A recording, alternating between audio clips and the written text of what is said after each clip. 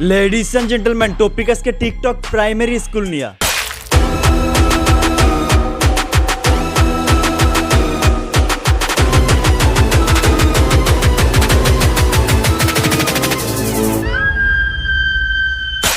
ভাই টিকটক এমন একটা প্ল্যাটফর্ম যেখানে কেন্দ্রীয় কারাগার আছে, ডান্স পার্টি ক্লাব আছে, লিটনের ফ্ল্যাট আছে, সাথে সরকারি প্রাথমিক বিদ্যালয়ও আছে।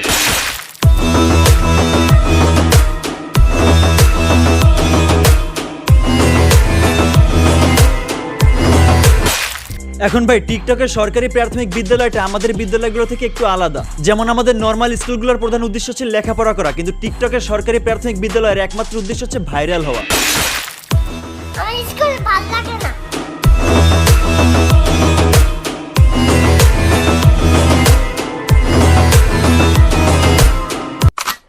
আমি নষ্টামি ভণ্ডামি ভাওতামি বলদামি যা করি আমাকে ভাইরাল হইতে হইব। আমাদের সাধারণ স্কুলগুলোতে কলম খাতা বই নিয়ে ক্লাস করতে যেতে হয়, কিন্তু টিকটক সরকারি প্রাথমিক বিদ্যালয়ে কলম খাতা বইয়ের কোনো প্রয়োজনই নাই, শুধু কাঁধে একটা ব্যাগ ঝুলে ভিতরে একটা ফোন নিয়ে গেলেই এনাফ।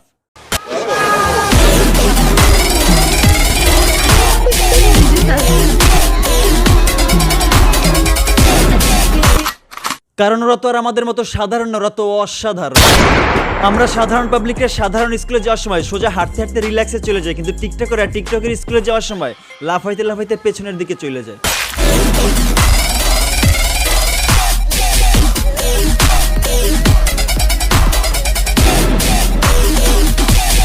মাঝে মাঝে আমাদের স্কুলে হাইটে যেতে কষ্ট হলে 10 টাকা ভাড়া দিয়ে একটা রিক্সা নিয়ে আরামসে চলে যায়। টিকটকাররাও মাঝে মাঝে রিক্সা করে স্কুলে যায়, কিন্তু তারা রিক্সা উঠলে আমাদের মতো সিম্পল ভাবে বসে থাকতে পারে না। তারা রিক্সা ওঠার সাথে সাথে তাদের হাত পা নাক চোখ মুখ মানে টোটাল পুরো ফেসটা কোলা ব্যাঙের মতো লাফাইনা শুরু করে।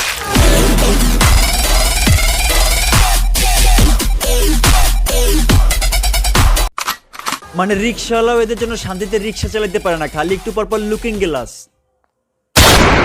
আমরা স্কুলে পৌঁছে উপরে ওঠার সময় সিঁড়ি বেয়ে আস্তে আস্তে কচ্ছপের মতো উঠি, কিন্তু টিকটকরা সিঁড়ি বেয়ে উপরে ওঠার সময় উসাইন বোল্টের স্পেসশিপ মানে রকেটের মতো উঠে।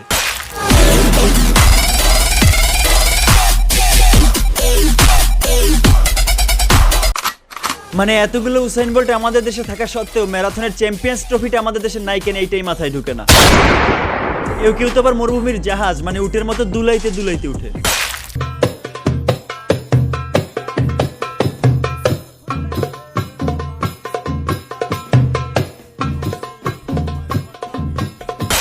মানে এদের পুরো জয়েন্টে জয়েন্টে ব্যথা, মামা ঔষধ দিব কোথা।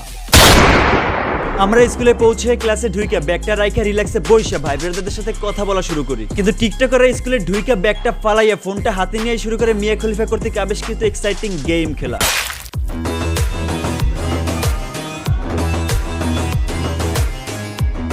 All my friends are toxic, ambitionless, so rude and always negative.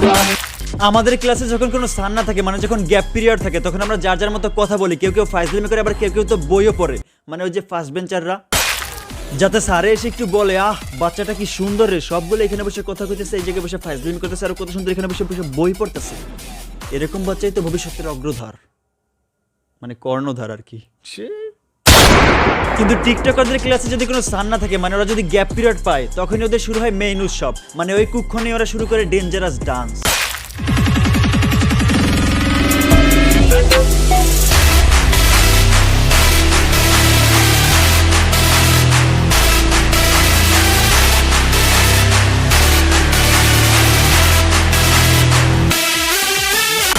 তো গাইস এতক্ষণ ধরে যা যা বললাম এগুলো আমাদের কাছে নতুন হলেও টিকটকারদের কাছে এগুলো পুরাই কমন একটা বিষয়। আসলে টিকটক হলো একটা short video sharing site. TikTok নিজেও খারাপ না আর আমিও খারাপ বলতাছি না, তাই না বুঝে মাথা চুলকাইলে আমার কিছুই করার নাই। টিকটকটাকে খারাপ বানাইছে ওই সকল বস্তা পচা মার্কা ক্রিয়েটররা যারা রাতারাতি ফেমাস হওয়ার জন্য নিজের বডি স্ট্রাকচারের আশ্রয় নিচ্ছে।